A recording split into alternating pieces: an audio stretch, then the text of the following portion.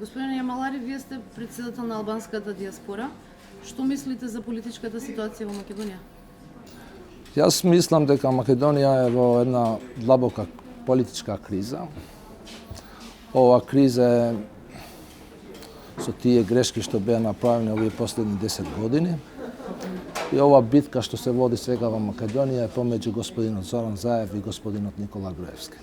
Кога се запознавте со господинот Заев и што мислите за него? И јас мислам дека ова битка сега Заев, како председател на македонската опозиција, има нешто ново во неговата кампања. Вие знаете дека он ја води една социјалистичка партија, како што е ориентирана како левица во Македонија, за граѓанството. И јас вчера реков нешто, па не реков дека Заев е Месија. Јас реков Заев е спасител. Јас ја гледам господинот Заев дека добро ја води ова кампања, ова битка. И мислам дека е добро за Македонија и мислам дека и убедлив сум дека има да победи во овие избори. Тој бара двојазичност на цела територија на Македонија и федерализација на државата. Дали за вас тоа е политички коректно за Република Македонија? Јас за тоа, за двојазичност, не го обвинувам ни господинот Груевски, ни господинот Заев, ни никој друг. За двојазичноста, за мојот суверенитет не разговарам со никого. Дали има да го реализирам тоа со господинот Груевски, со господинот Заев, тоа че Али Амет апсолутно не ми е интересно.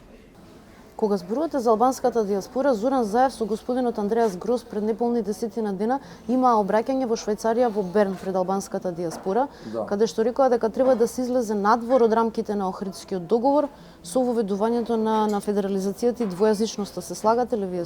Сега, ние како албанска диаспора имаме некои услови, на пример. Нашите услови се Македонија да го, како држава, да го менува името. Тоа е услов, не е услов од албанците. Албанците, владата на Албанија е прва од земјите што го признава независноста на Македонија. И обратно, ме разбираш? А тој е услов не од албанците, тој е услов од НАТО, тој е услов од Грција. Сега ние треба да ги решиме некои проблеми, па после треба да, ако сакаме да ја изградиме ова наша држава, да бидеме сите равноправни и да гледаме во иднина, да не одиме во минатото. Социјалдемократскиот сојуз на Македонија сега тврди дека ја отвара партијата, прави граѓански листи и ги застапува албанците на тие листи. Дали сметате дека доволно се застапени албанците на листите на СДСМ сега или треба да ги има повеќе? Тоа е нешто друго. Тоа е нешто друго прашање. Јас сум се сретнал еднаш со господинот Заев и јас го ценам него, јас го гледам како премиер во едната влада господинот Заев.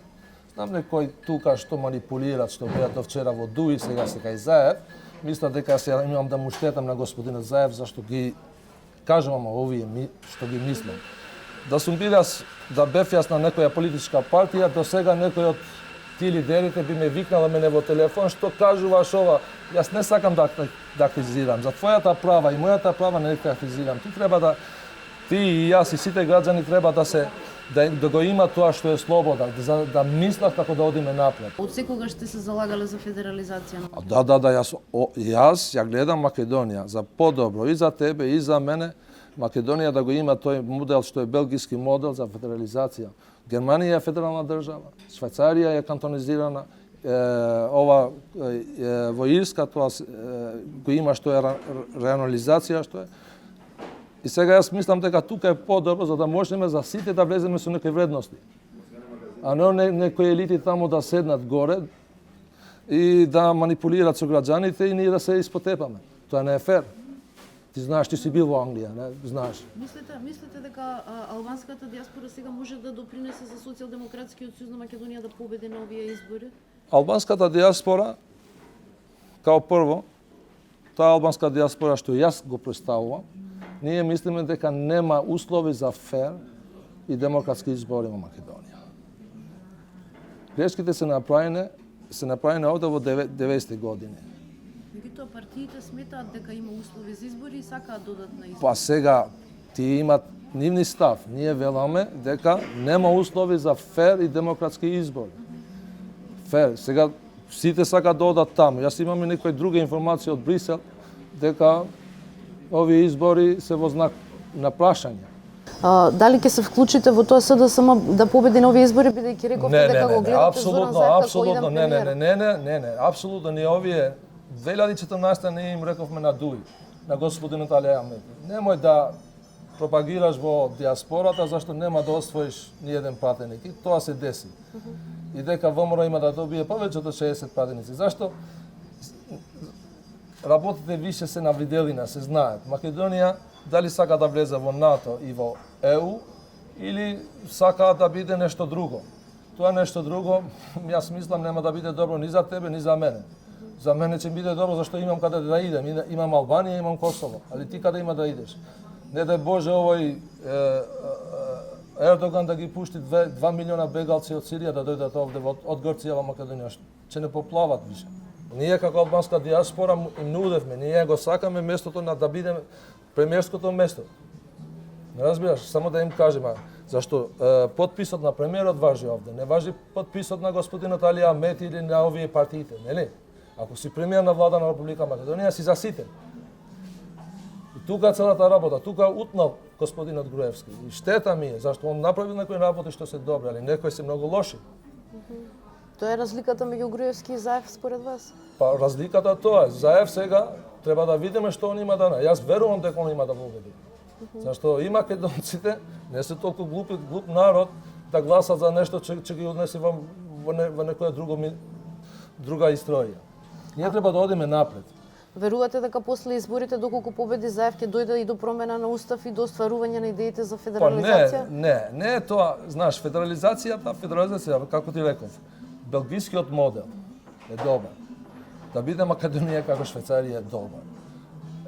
Америка е федерална држава. Германија е федерална држава. Ние кога зборуваме за федерализација, мислиме тоа федерализација како што беше порано во Југославија или во Советскиот Сојуз. Па тоа ве прашам, дали мислите дека после изборите Зоран Заев тоа може да го испорача и ќе го испорача? Тоа не е судбина, Иванка, судбина ние. Македонија е шарена. Македонија е составена со многу етнички групи. Да ти кажем право и искрено. И имаш албанци кој еден ден е албанец, еден ден е турчин, еден ден е муслиман. Исто и кај вас, еден ден е македонец, еден ден е србин, еден ден е бугар. Дајте да градиме државата, јас зборувам за државата. И сега, дали ќе ни одговара белгискиот модел, дали ќе ни одговара швајцарскиот модел, дали ќе ни одговара нешто. А тоа со името на државата. Јас велам името на државата, ме разбираш? Тоа е сосема нешто друго. Јас не зборувам за нацијата, како се чувствуваш ти. Името на државата, тоа е услов од Грција. Има да го пуштиме сега Грција да не, како се каже, blackmail, да не прети секогаш. Албанија никогаш не им претила Македонија. Рамковниот договор е нешто друго што господинот Али Ахмети имаше време 16 години да реши некои работи, не ги реши. Зашто не ги реши, јас не знам. Треба да го прашам Али Ахмети. Треба да се излезе од рамките на рамковниот договор, треба нов договор, треба промена на устав, што треба? Па знаеш што е државата? Во дефиницијата ти си учел школа и си гледам си интелигентна. Државата треба да му припаѓа на граѓаните што живеат во таа држава.